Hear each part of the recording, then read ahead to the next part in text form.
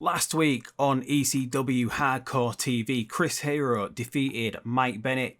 Tharoof defeated Sabu, both of those men advancing in the ECW World Heavyweight Title Tournament. Tonight that is continuing, as is the Tag Team Title Tournament as well. The Revolt advanced last week by beating the North and the Strong Hearts. They are through to the ladder match at the Anarchy Rules pay-per-view. The rest of the opponents there still to be decided, other than the Briscoes, who went over the Space Pirates and OVE on Hardcore TV 404, and Bully Ray and Rey Mysterio are through as well. The week prior than that to advance in the ECW World Heavyweight Title Tournament.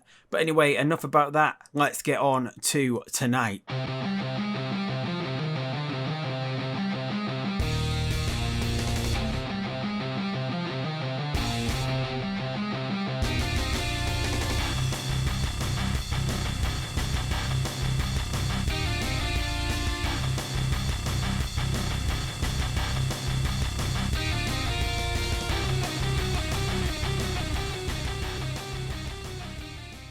So tonight in the ECW World Tag Team Championship Tournament, we have the Villain Enterprises versus the Hart Foundation of Davey Boy Smith Jr.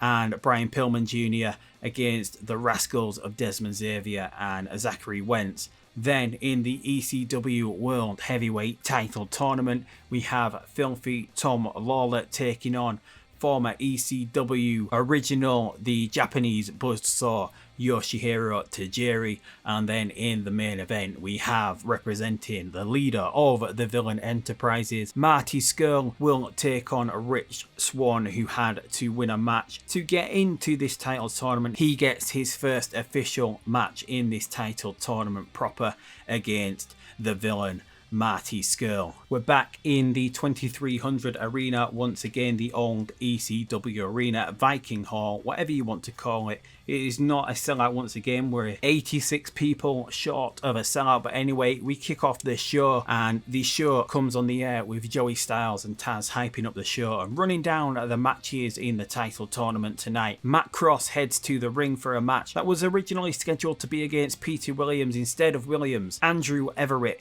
makes his way to the ring instead, marching with overextended steps and using the bottom rope to climb over the top rope. Everett gets into the ring believing with 100% conviction that he is near 7 feet tall. Everett gets in the face of Cross and then signals for the choke slam, but Cross fights him off. They have a brief exchange and the bell rings, getting this unscheduled match underway. So the segment rating gets a 38. Matt Cross does not do too well without a script to follow, although he didn't really do much apart from stand around. He doesn't really speak any words, but that's the way it goes. Andrew Everett does pretty well going off script as well, and the announcing quality and the colour commentary from Styles and Taz boost the segment.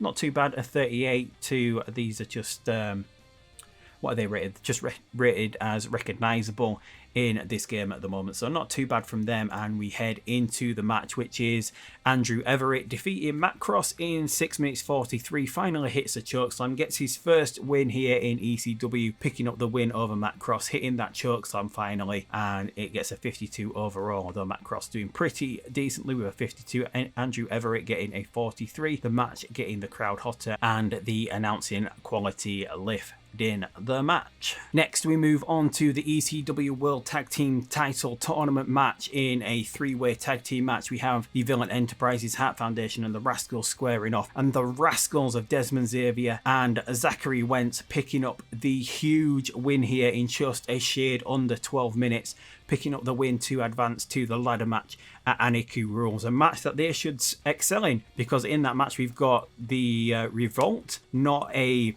big proponent of ladder matches themselves, although we've got pretty much ladder match experts Jay and Matt Briscoe in that match as well, but Xavier and Wentz picking up the big win here over Brody King and PCO and Davey Boy Jr. and Brian Pillman as well.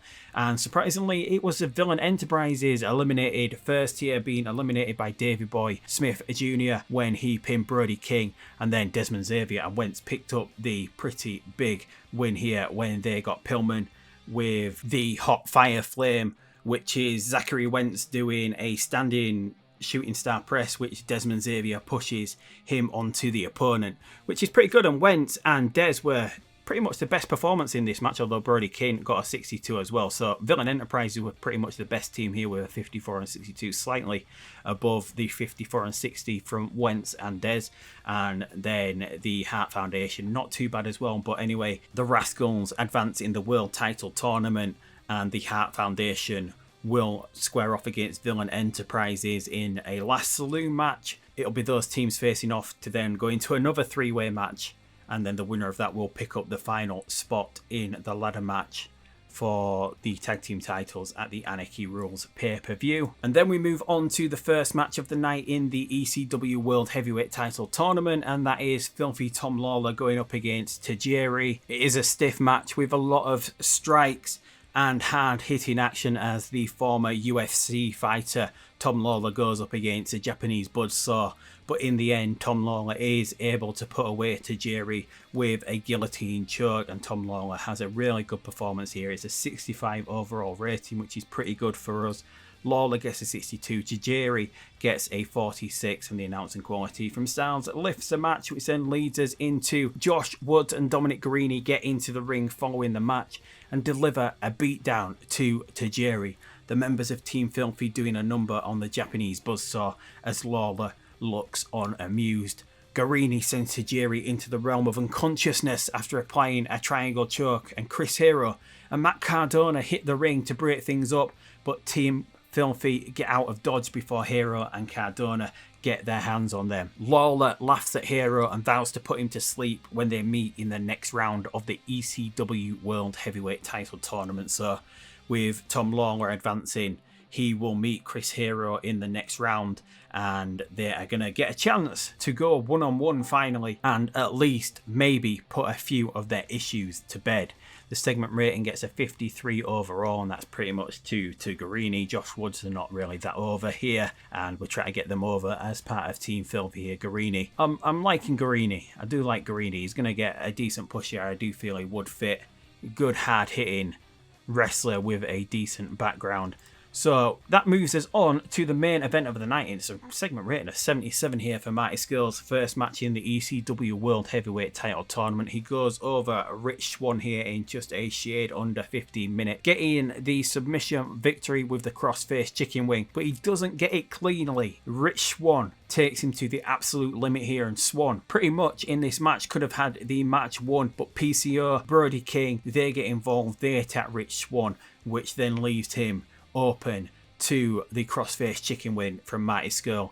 Rich Swann not wanting to tap out, he lasts about a minute in the move. He has no escape. He does have to tap out in the end. Just before going unconscious, he does manage to get the tap, and Marty Scurll advances in the ECW World Heavyweight Title Tournament, and Scurll, getting the benefit of having a groundswell of public support, gets a 75 rating here, a 58 from Rich Swann, and this is just an outstanding match, possibly the best match that we've had in this ECW game so far. And that moves us on to the show ending angle, which is after defeating Rich Swann and eliminating him from the tournament, Marty has Brody King and PCO just toss him straight out of the ring. Joey Styles says Scurll stole the victory tonight from Swann, and that King and PCO were the only reason he came out victorious. I don't think Marty will be able to do the same when he meets Bully Ray, Taz points out, noting that Marty will surely have a harder time going up against Bully Ray in the next round, even if Brody and PCO want to get involved. Marty Scurll, Brody King and PCO then stand tall in the ring. The Villain Enterprises, the whole crew, although Flip Gordon is not out here at the moment, posing for the hard camera as the show comes to a close. It gets a 61 rating, and that is pretty much due to the boost of Scurll having the groundswell of public support at the moment as well. And that brings about the end of the show. It is a 71 overall, increasing our popularity in all of the regions, and obviously Scurll and Swann put on the best match of the show. And if we just head on over and look at the top 100, as you can see, it was our best show so far, and in terms of matches, it clearly the best match that we've had so far. The second best match was the Briscoes going over the Good Brothers of Carl Anderson, and Luke Gallows on the first, was that the first? Yeah, that was the first ECW Hardcore TV back. So an absolutely great show there. And if we just look at the size, what size did we start off as a 50? And we've already risen to a 54. We're trying to get 59 to get to medium size, which we should be able to do too long. I'm guessing once we get to the Anarchy Rules pay-per-view, we're going to be pretty much there, or the Anarchy Rules pay-per-view might push us over the line.